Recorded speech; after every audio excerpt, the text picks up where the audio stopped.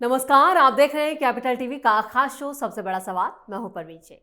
कश्मीर से कन्याकुमारी तक पूरे देश ने 79वां स्वतंत्रता दिवस शान से मनाया। पीएम मोदी ने लाल किले की प्राचीर से अब तक का सबसे लंबा भाषण भी दिया। 103 मिनट के इस भाषण में पीएम मोदी ने पाकिस्तान से लेकर टैरिफ पर ट्रंप को भी इशारों ही इशारों में कई संकेत दिए। लेकिन यह भाषण राहुल गांधी और विपक्ष को रास नहीं आया। एक तरफ राहुल गांधी ने लाल किले पर हुए आजादी के कार्यक्रम से दूरी बनाई, तो वहीं समाजवादी पार्टी के मुखिया अखिलेश यादव ने तो बीजेपी और पीएम मोदी पर निशाना साधा। उन्होंने कहा कि बीजेपी का जब पहला अधिवेशन हुआ था तब बीजेपी ने तय किया था कि धर्मनिरपेक्ष और समाजवादी रास्ता अपनाएंगे। संघ परिवार का रास्ता धर्मनिरपेक्ष और समाजवादी नहीं है। ये मुंह से स्वदेशी हैं लेकिन मन से विदेशी हैं। ऐसे में सबसे बड़ा सवाल यह है, क्यों विपक्ष पीएम मोदी के भाषण से परेशान है? क्यों मोदी के 2047 तक के विजन पर विपक्ष सवाल उठा रहा है? इस पर चर्चा के लिए स्टूडियो मौजूद है कैपिटल टीवी के editor in chief doctor Manish Kumar. Sir, आपका बहुत बहुत स्वागत है। धन्यवाद। पीएम मोदी का भाषण हुआ, जमकर उनकी तारीफ हो रही है क्योंकि एक ही भाषण में कई बातें उन्होंने कही, लेकिन ये विपक्ष को क्यों रास नहीं आ रहा? 5 पॉइंट में बताऊंगा, बहुत खटाखट आपको समझ में आ जाएगा कि प्रधानमंत्री Modi why he is the Tendulkar of Indian politics. जी, बात समझ लीजिए। बहुत उन्होंने ऐसा फेंटा मारा है कि विपक्ष वालों को सुध बुध खत्म हो गया। पता ही नहीं चल रहा भाई क्या, कोई फोटो के ऊपर कमेंट कर रहा है तो कोई आरएसएस को पकड़ रहा है, कोई क्या कर रहा है। राजनीति जो है वो it is a game how to win your next election. अगला इलेक्शन कहां है? बिहार में।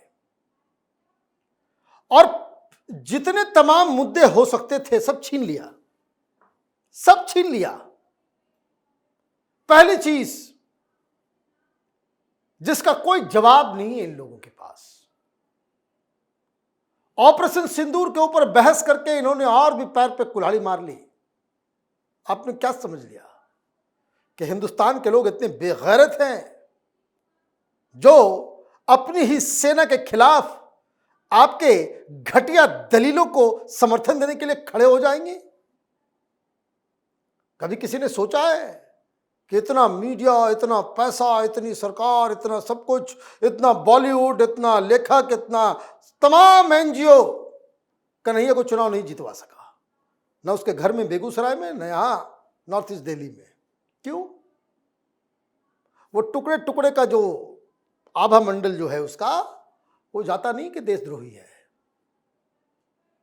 सेना को जो आदमी रेपिस्ट बोलेगा हिंदुस्तान में राजनीति नहीं कर सकता, ये बेसिक लाइन समझ लीजिए। तो प्रधानमंत्री मोदी को कुछ नहीं करना है, ये ऑपरेशन सिंदूर घुमाते रहना है। ये पागल हो जाएंगे, उनको समझ में नहीं आएगा।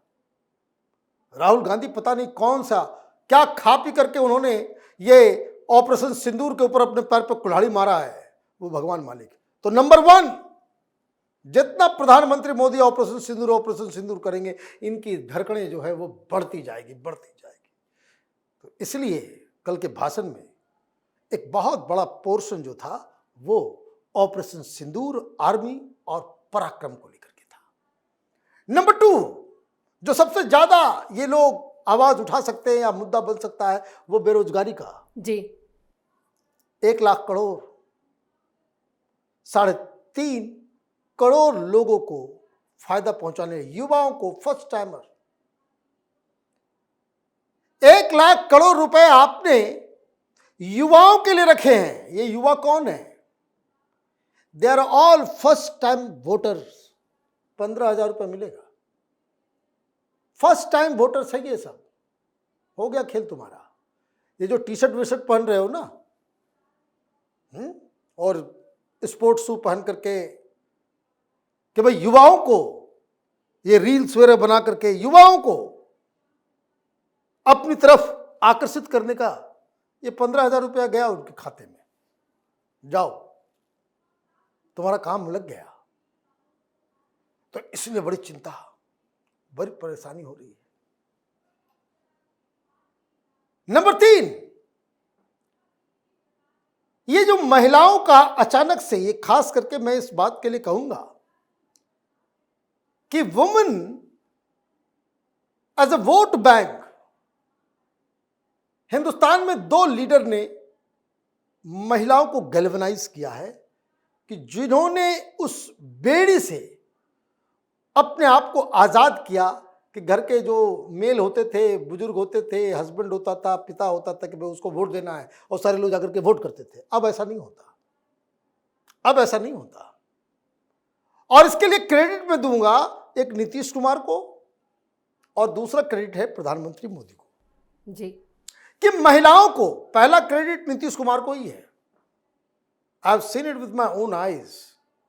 जब पहली बार मुख्यमंत्री वो बने और उसके बाद स्कूल की बच्चियों को, जो बिहार जहां की बच्चियां घर से बाहर नहीं निकलती थी दिन में भी, वो आज के बच्चे नहीं जानते, वो देखते नहीं, समझते नहीं, हिंदुस्तान भी नहीं जानता कि दिन दोपहर के बीच लोग अपने घरों में, अपने मोहल्ले में, हर घर पे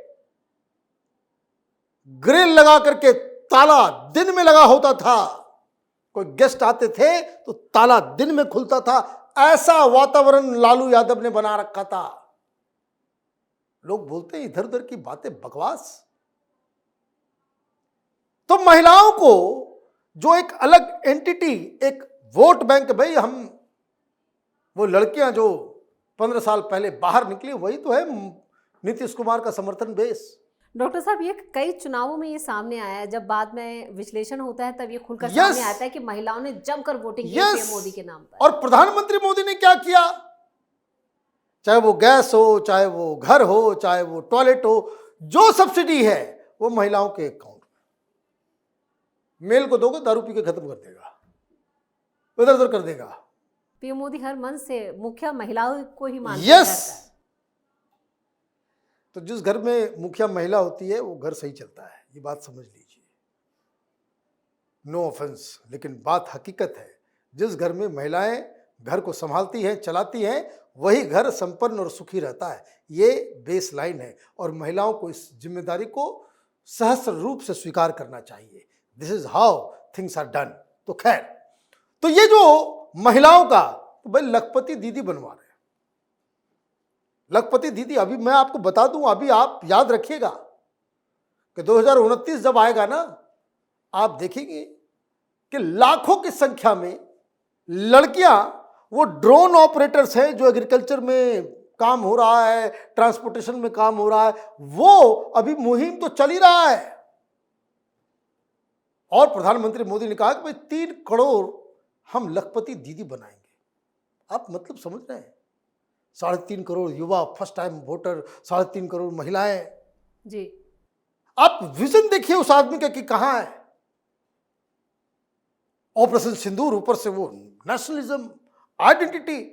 ये क्या करेंगे, मैं मेरा फोटो क्यों नहीं लगाया, ये सावरकर का फोटो क्यों लगा दिया, आरएसएस का नाम क्यों लिया है, आरएसएस का नाम क्यों लिया, क्यों नहीं लिया जाएगा। आप ये पटना में बैठ करके मनोज झा धमकी दे रहा है इलेक्शन कमीशन को कि बांग्लादेश बन जाएगा। बड़ा बांग्लादेश से प्यार है, तुम ही करवा रहे थे क्या वहां। एक इलेक्टेड गवर्नमेंट को तबाह बर्बाद करवा दिया, उसके बाद जिहादियों के हाथ में पूरा का पूरा मुल्क चला गया है। इन लोगों को समझ में नहीं आ रहा, दिख नहीं रहा, और यहां नाच रहे थे लोग। बांग्लादेश करोगे, जब तक आरएसएस है ना, कोई बांग्लादेश, कोई मुगालते में मत रहना। सैक्रिफाइस है। 1925 में संघ बना, उस समय वामपंथी जिसके तुम लोग चट्टे बट्टे हो, ये मनोज झा वगैरह सब, ये सब खामखा का, ये सब समाजवादी, आरजेडी, ये सब अंदर से लाल हाफ पैंट वाले हैं, है ना, ये सब वामपंथी हैं, सब के सब।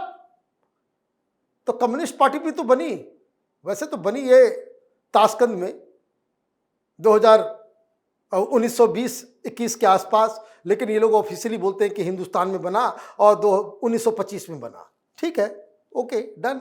1925 में आपने बनाया तो वामपंथी, सीपीआई और आरएसएस एक साथ बना। तुम कहां हो, ये कहां है, क्यों नहीं नाम लिया जाएगा।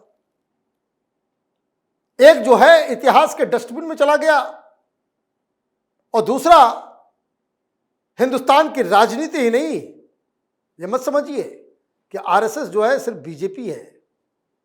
आप कोई भी ऐसा सेक्टर निकालिए, हिंदुस्तान में किसानों का सबसे बड़ा संगठन आरएसएस का है, मजदूरों का सबसे बड़ा संगठन आरएसएस का है, छात्रों का सबसे बड़ा संगठन आरएसएस का है, सबसे बड़ी पॉलिटिकल पार्टी वो आरएसएस की है।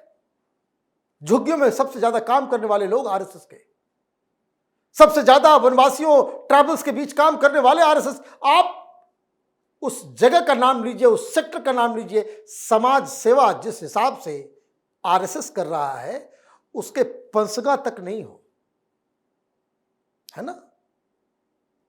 तो इसलिए प्रधानमंत्री ने नाम लिया, तो उससे क्या हुआ? पॉलिटिकली भी अगर आप देखिए बहुत खबर आ रही है कि भाई अध्यक्ष का नाम नहीं हो रहा है आरएसएस, और उसमें देखिए बहुत सारे लोग हैं, ये सब रवीश कुमार, मनोज वाजपेयी, ये सब जितने लोग हैं, ये सब देखिए आरएसएस और उसमें जंग चल रही है ना। वहां गोल गोल करके बताएंगे पीएम मोदी और आरएसएस में। तो प्रधानमंत्री मोदी ने उसको भी खत्म कर दिया, है ना। 2 मिनट बोले लेकिन ठोक के बोले, है ना। तो ये पॉलिटिकल मैसेजिंग हो गया। हो जाओ आरएसएस वाले, अभी सब लोग जाएंगे अभी इलेक्शन में। अभी बिहार में जो है देखिए आरएसएस वाले, भाई आरएसएस वाले अंदर अंदर काम किया, आपकी जीती हुई बाजी को पलट दिया हरियाणा में, महाराष्ट्र में, दिल्ली में। नाम क्यों नहीं लिया जाएगा? नाम क्यों नहीं लिया जाएगा?